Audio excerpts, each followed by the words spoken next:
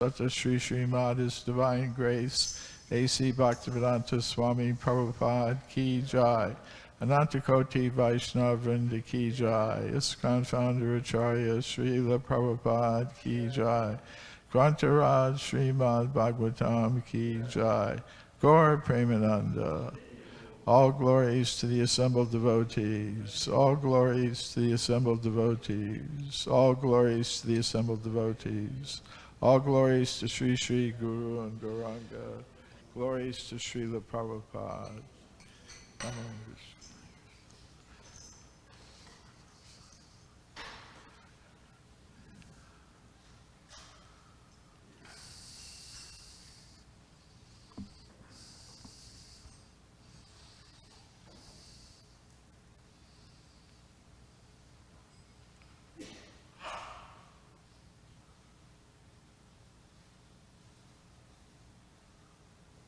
Om Namo Bhagavate Vasudevaya.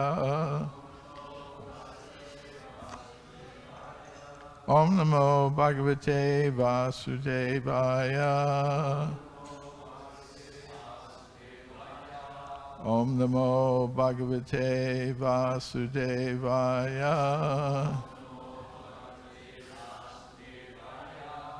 Srimad Bhagavatam, Canto 3, Chapter 20, Conversation between Maitreya and Vidura. Today we'll do text 19 and 20. 19 doesn't have a purport, so I'll read it myself. Then we'll chant together text 20. So text 19. Visasarjatmana kayam nabhinandam stamomayam Jagvahur Yaksha Rakshamsi Ratrim Shutrit Samudbhavam. Translation. Out of disgust, Brahma threw off the body of ignorance, and taking this opportunity, Yakshas and Rakshasas sprang for possession of the body, which continued to exist in the form of night. Night is the source of hunger and thirst. Text 20. Shutridyam upashristas te tam jagdum abhidudruvahu ma rakshatainam yakshadvam ityuchu shutrid ardita shutridyam upashristaste tam jagdum abhidudruvahu Marakshatenam jakshadvam ityuchu chutridarditaha chutridyam upashristaste tam jagdam abhidudruvahu Marakshatenam jakshadvam ityuchu chutridarditaha Shutridyam upashristaste Tajagdum abhidudruvahu Marakshatenam jakshadvam ityuchu chutridarditaha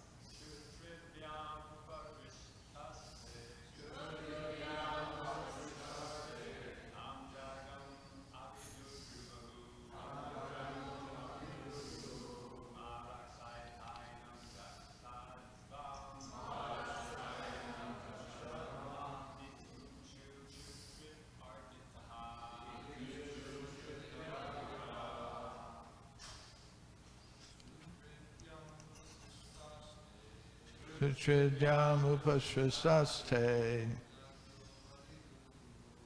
tam jagdam abhijujrubahu rakshaitanam jakshadvam ityuchu sutridardada. Vaishnavis.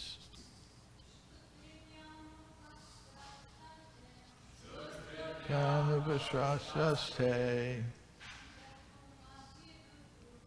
tam jagdam abhijujruvahu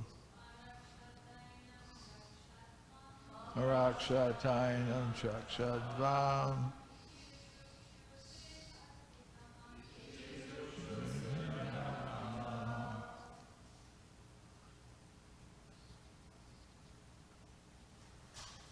Shutridyam, by hunger and thirst.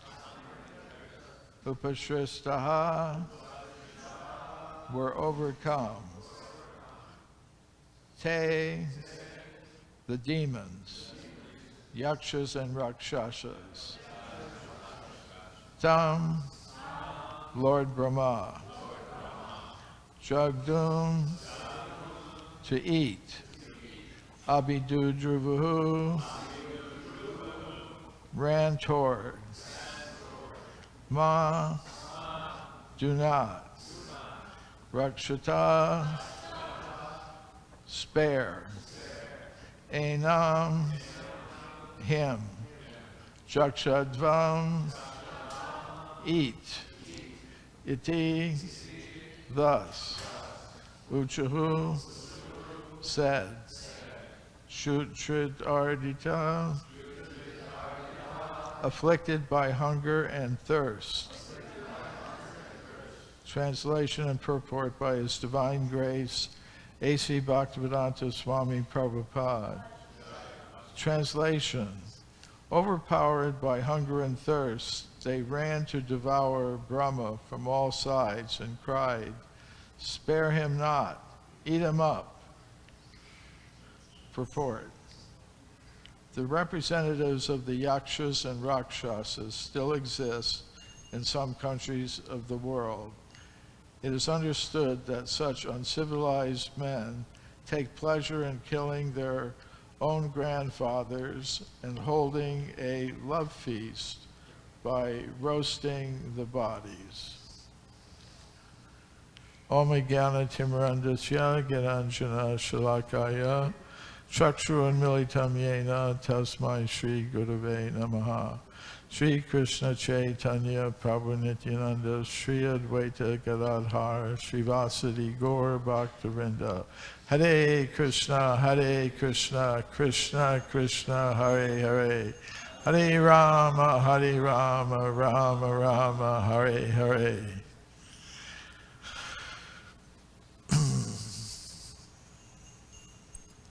So, cannibalism.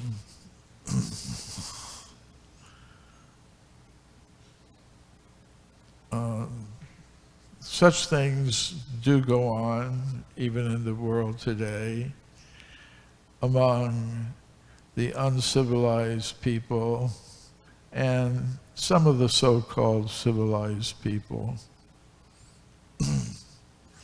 There are cases like that in the United States, criminals, different criminals, sometimes they do such things. And as far as the so-called uncivilized people, they have different kinds of cannibalism in different parts of the world. One is called exo-cannibalism, and the other is called endo-cannibalism. And exo-cannibalism means they sometimes eat the flesh of humans from other tribes outside their own. And the case mentioned here in this purport would be a case of endo-cannibalism, cannibalism within one's own group. So that happens. It mentions they take their grandfathers and eat them. So that's an example of cannibalism within one's own group. And if you look at nature documentaries, you sometimes see examples of cannibalism within a species where insects, like the praying mantis, after mating, I think, sometimes I've seen these documentaries, they eat their mate. So it's mentioned in the purport, well, actually in the synonyms, that these beings who engage in these activities, like the yakshas and the rakshasas, are considered to be demons, demoniac beings. And apparently they exist from the beginning of the universe, when Lord Brahma is being engaged in the task of manifesting different kinds of bodies for conditioned souls to occupy. In Bhagavad Gita, the 16th chapter, which is called the Divine and the Demoniac Natures, Krishna says, Dval Bhuta Sarga Lokesmin Daivasura Eva Cha. From the beginning of creation, there are two types of created beings, the divine and the demoniac. And in his purport to that verse, Srila Prabhupada explains what the difference is. He said the only difference is the divine are able to follow the regulations given in the scriptures, and the demoniac are not able to follow the regulations given in the scriptures. So, in one sense, it's by birth. You could say, different forms of life are manifest because everyone, each conditioned soul, each jiva soul has the freedom to serve Krishna or not serve Krishna, to serve oneself or the Supreme Self. So that opportunity is always there.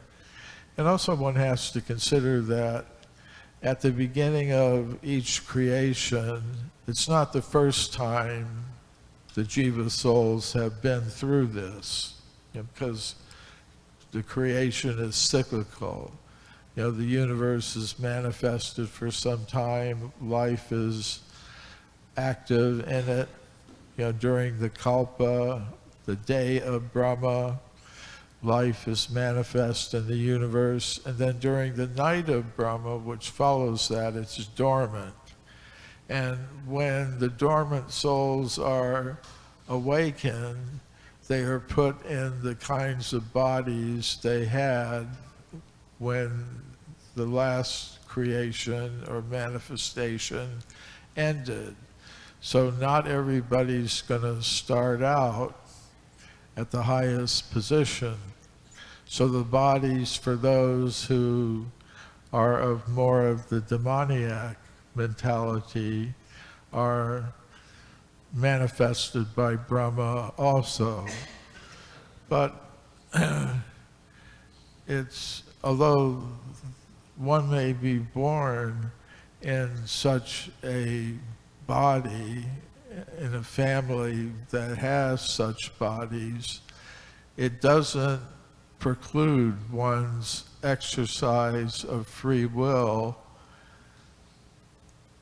and it doesn't preclude one being able to accept Krishna's mercy when it comes in the form of the teachings of a great devotee, pure devotee. Like Prahlad Maharaj was born in the family of demoniac persons, but he became a great pure devotee of the Lord. So, and our Krishna consciousness movement is based on the idea that anyone from any station of life in any part of the world may become, by the mercy of a pure devotee, a devotee of the Lord, if they follow the instructions of such a great personality. So these distinctions between the divine and the demoniac, they're partly a matter of the situation one is born into as a result of one's previous activities, but they're also based on the activities that one chooses to perform in this present life. So another thing I'd like to point out is that these categories are, in one sense, they're very clear, but in another sense, they're not. And, maybe 10 chapters previously in the third canto, we went over another time the creations of Lord Brahma. And one of them is called the Deva Sarga. That means the creation of the Devas. And there are 8 categories under that heading. And one of them is the Vibhutas, the demigods, but another one is the Asuras. And another one is the Yakshas and the Rakshasas. They all come under this heading of Deva Sarga. So we could kind of take it to mean, Deva to mean more powerful than a human being. The Yakshas and Rakshasas, they are said to have their dwelling place 100 yojanas above the earthly level, about 800 miles up. It's stated to be beyond the highest level that any being on this level, bird or anything, could fly. So they're considered higher than human being, and in that sense, they're part of the Deva Sarga. The Gandharvas and Apsaras are also part of the Deva Sarga. The Bhutas, Pretas, and Pisachas are another category, kind of like the ghostly types of beings, witches, and things like that. So this category of Deva or divine can also be looked at in that way. And we see the Yakshas, sometimes they're depicted in this very demoniac way, but on the other hand, they are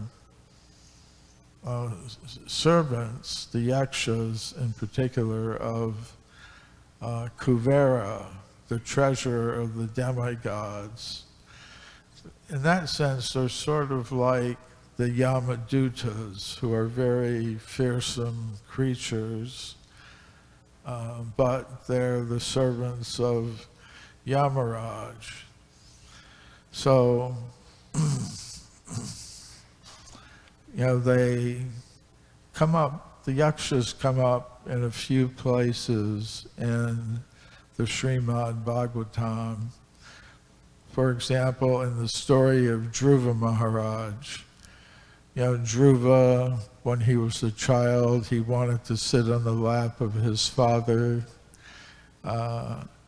and his father had on his lap his stepbrother, Uttama, and Dhruva wanted to also sit on the lap of his father, but the mother of his stepbrother told him, no, you can't. Your mother is not the favorite of the king. So Dhruva became very upset by that and went to his mother and said, why can't I sit on the lap of my father like my stepbrother? She said, well, I'm very unfortunate. I'm not the favorite of your father. But if you're really determined to find some solution, then you can go to seek God. Where do I find God? Out in the forest. That's where the sages go.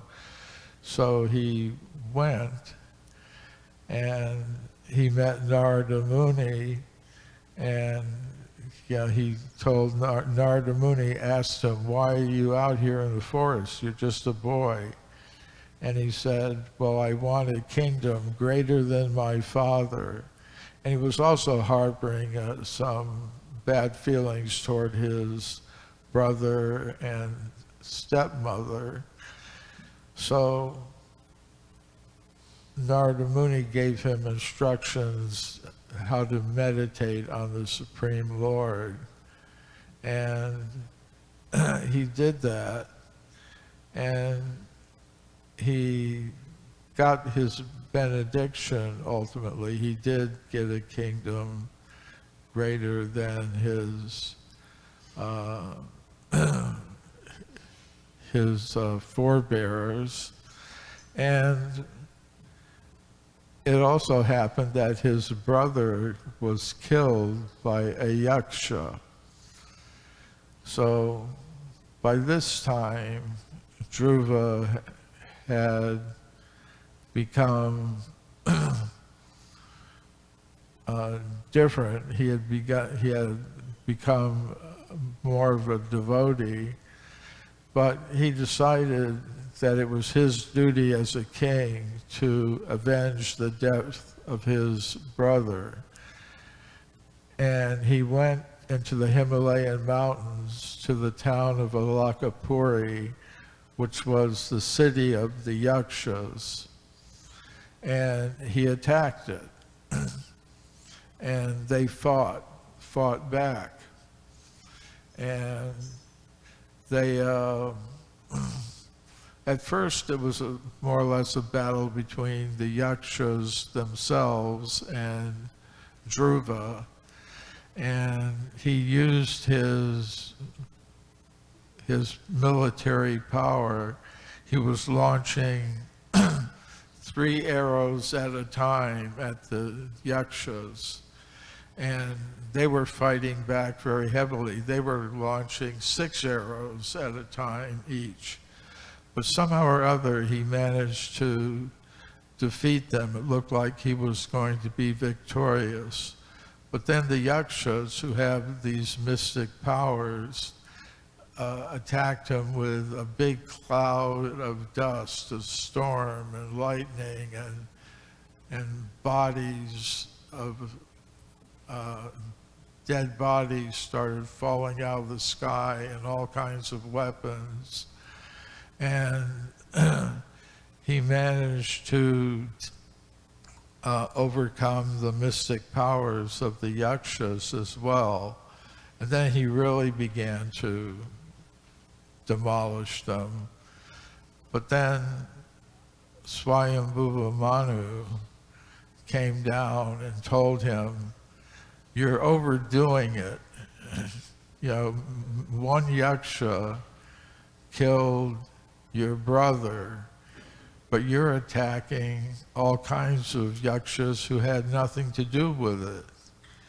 And when we see this comes up, in current day warfare, there's always the question, but what about, yes, you attack someone because they've attacked you, but then, you wind up killing innocent people, or even and both sides do it. But so he agreed, Dhruva agreed to stop what he was doing. And Kuvera, who is the leader of the yakshas, actually in Bhagavad Gita, Krishna says, of the yakshas and rakshasas, I am Kuvera, who is also sometimes considered to be a yaksha. So anyways, Kuvera was very pleased with Dhruva for moderating his anger and his retaliation against the yakshas.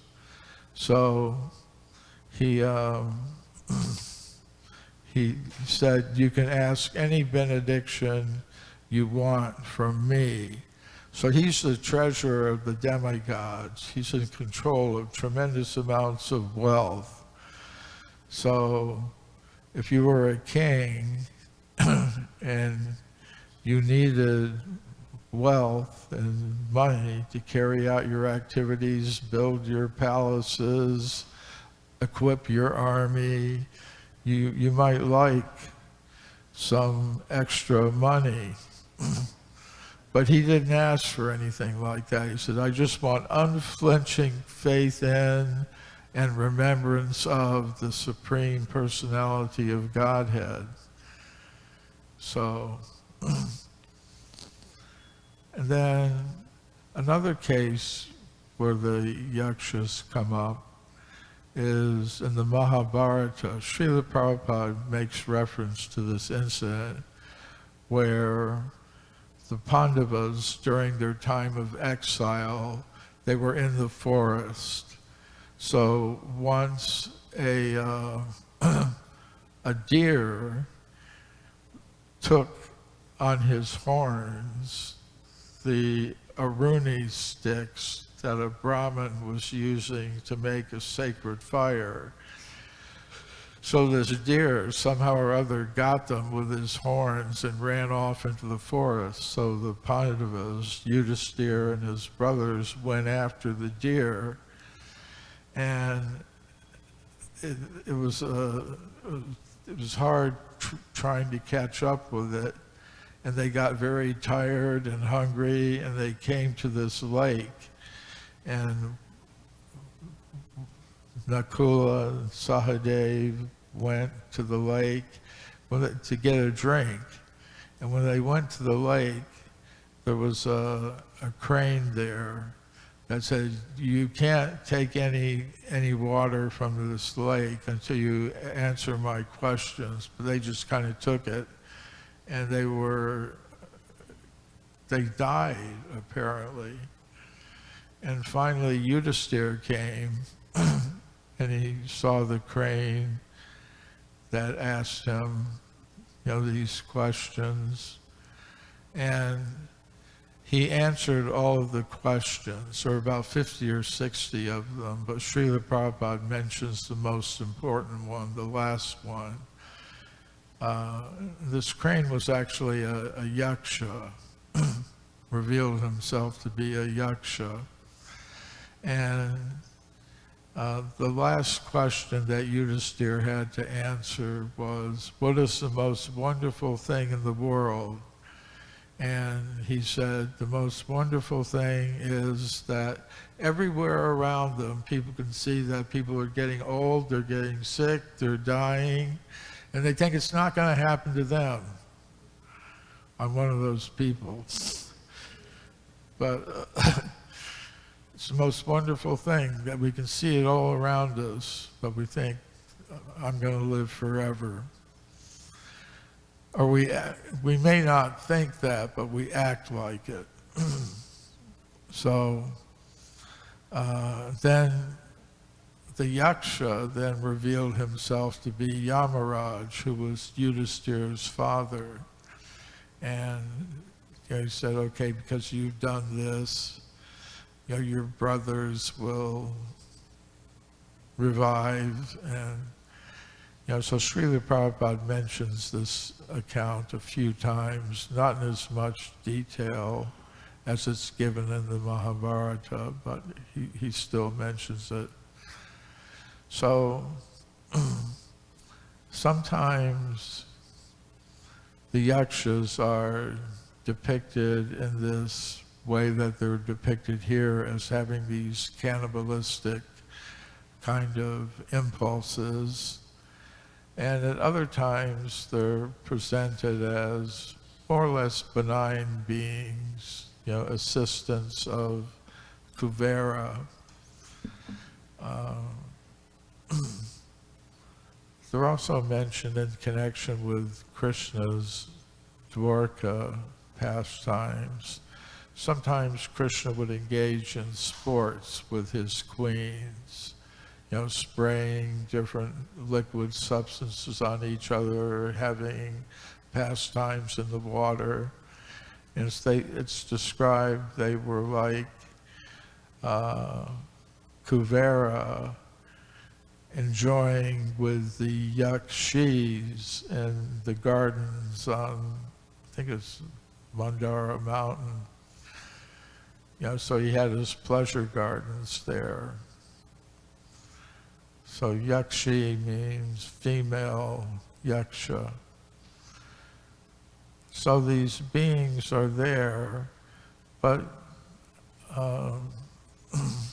and one may be born in the family of such beings, but one always has the choice, if we're presented with the opportunity, to choose a divine way of life, even though we may have been born in a demoniac situation and engaged in demoniac activities, in the sense of not following the regulations of the Shastras. So I'll stop there. Any comments, questions? Bhagavati?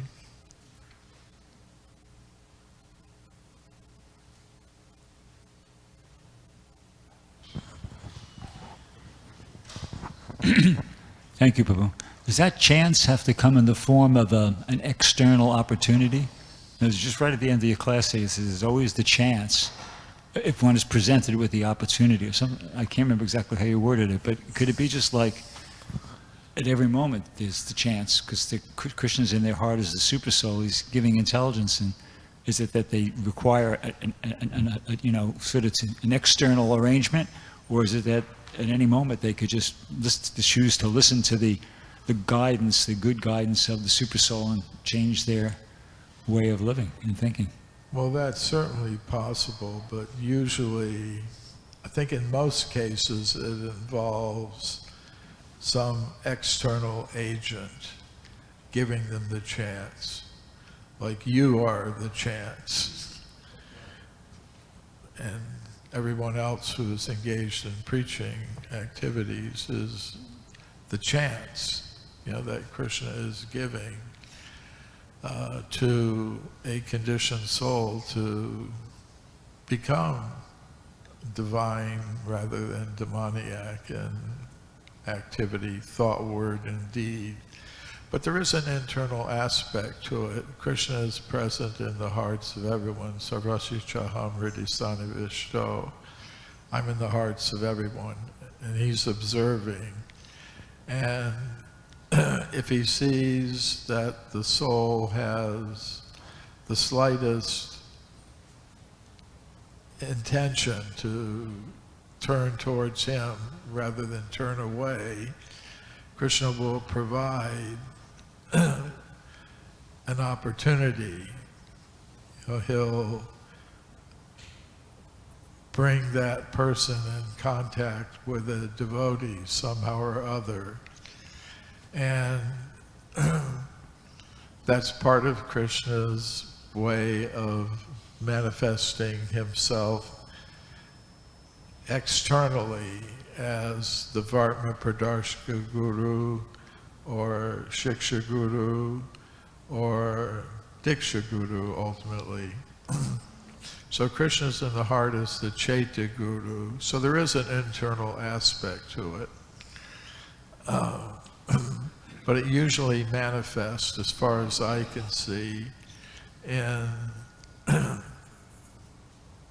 the conditioned soul getting the opportunity to come in contact with a devotee who is going to give some either prasadam or a book, or give them the opportunity to hear the holy name and chant and dance or something, seems to me. Swavas? Prabhu, thank you for a wonderful class. In verse 19 in the translation, I was wondering if you know any more about how Prabhupada translates that night is the source of hunger and thirst. Have you know any more about that? Well, the reason I didn't say anything about it is because Srila Prabhupada didn't say anything about it. But, yeah, I mean, I know I get hungry and thirsty at night. Maybe it's some remnant of my demoniac nature. But nighttime, apparently, if we look at all these verses, the demigods or the apsaras and gandharvas, they get to play with light. And the more demoniac personalities, they grab a hold of the darkness, the night. I mean, you walk around the neighborhood, maybe a block over or so, and the daytime things are pretty peaceful. At night it kind of, everybody's, what are they doing? They're drinking and eating. Sometimes I go to Trader Joe's to get a few extra items, and on the way there, you can just observe at night. If I go in the daytime, things are very peaceful. At night, everybody's in the bars and the restaurants, eating and drinking things that we have renounced. So, seems there's some connection there. And you could say the yakshas and the rakshasas, they get the munchies at night, but what they eat or want to eat is not what we're serving out at Govinda's or at the feast. Yeah. Thank you. I kind of thought like that. Thank you. Anything else? Okay. Hare Krishna.